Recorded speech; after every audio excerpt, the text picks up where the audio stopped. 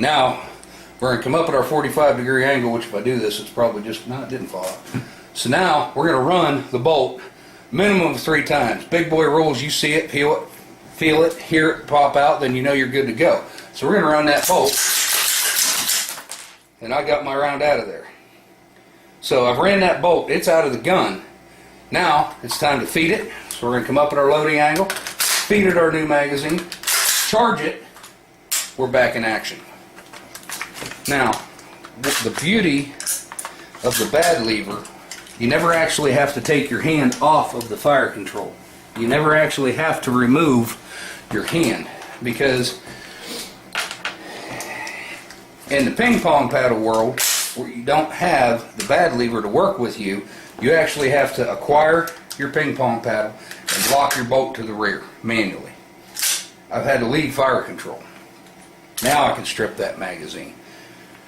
With the B.A.D lever, you can do the same thing without ever leaving fire control, because now when I have to lock my bolt to the rear, I pick up on my B.A.D lever with my index finger. I'm going to pick up on the B.A.D lever with my index finger and lock the bolt to the rear. That saves me having to change hands to do it the old way, is what I call it.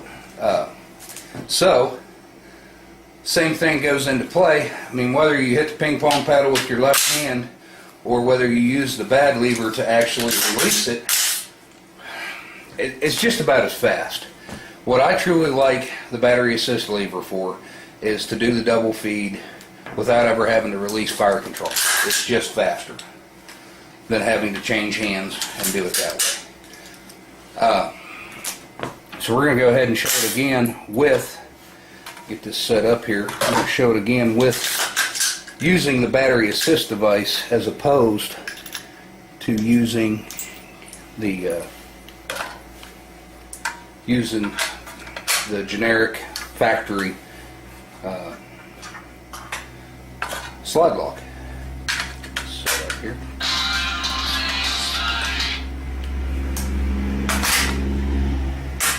Alright, so I've got my double feed set up. See, got double feed set up. So, in this case, same thing happens. I'm firing along, bang, bang, bang, click. Get that mushy trigger with no sound, I turn it over, identify. Yes, I've got a double feed. From here, what I'm going to do is I'm going to grab it, I'm going to pick up on my B.A.D lever, lock my charging hand to the reel. Run it, strip it, get that round out, feed it, charge it, and we're back in the game. Now the last, and I did in fact get around in the chamber, the last problem we're going to have to solve, it's going to take me a moment to get it set up, is brass over bolt. I've never seen this other than in training, but I assume that it's an issue for a lot of different people.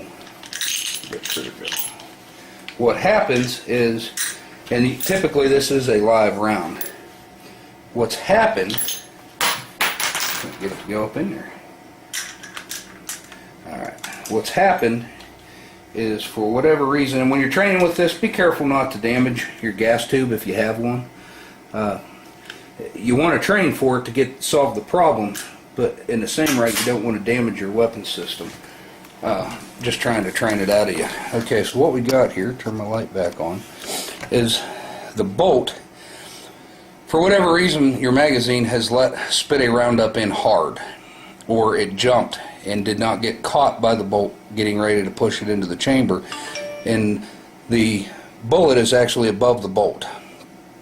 This can be a very, very, very, very difficult issue to solve if you're not prepared for it in some way. I prefer to solve this problem with a spent round or a live round. You can strip a live round right off your next magazine if you need to, which is how I'm going to do it. But how we're going to solve this is, first thing you're going to have to do is drop your magazine out of your weapon system, because we don't want to add to the problem. We do not want to add to not having to making life more difficult. So the first thing we're going to do is we're going to drop our magazine out of the way. Probably don't want that magazine anyway, because it's probably partially a cause of the malfunction we have here. So the easy way to do this is, as you see, this is good and locked up. My charging handle won't go forward. I've seen somebody say, I think I've heard it, the cannon cocking method or the mortar cocking method, where you're going to take it and slam it on the ground and get it to fall out. Don't like that idea. You can cause, if the bolt's running up and down and jamming that round into your gas tube, you can cause yourself serious other problems. How I choose to deal with this is I will move my weapon system facing down. I will take that live round, or you can use a spent round if you really need to. It'll work. I use a live round because I like that tip. But the easiest way to get to this, and with all the other ones I've seen, is what you're going to do is hold it down. We're going to get gravity to work to us. We're going to go between the bolt carrier and the bolt with this round, and we're just going to press back on the bolt until it opens up, and then we're going to shake that weapon system until we get that round out of there and we get it to close. That is probably the one problem that is, it's truly a stoppage where you need to seriously consider finding cover before you go looking to solve that problem, because it can be time consuming. If it's wedged up in there good, you might have to pry it out, dig it out. There are some guys that like to reach up in to the mag well with their finger and press that bolt back and do the shake to get it out. My hands aren't big enough for that, so I'm forced to go. I mean, if you've been in a gunfight and there's empty brass laying on the ground, that'll work too. Strip a live round off your next magazine, that'll work too. Some version there of it. But those are the major malfunctions that you can run into.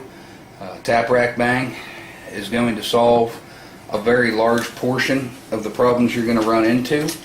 The double feed drill is the one that probably is one of the more common issues with an M16, especially if you're using brass that's been shot 2, 3, 4, 5 times, or some steel casing ammunition that has a tendency to break off inside there, or there's just a number of reasons you can come up with a double feed.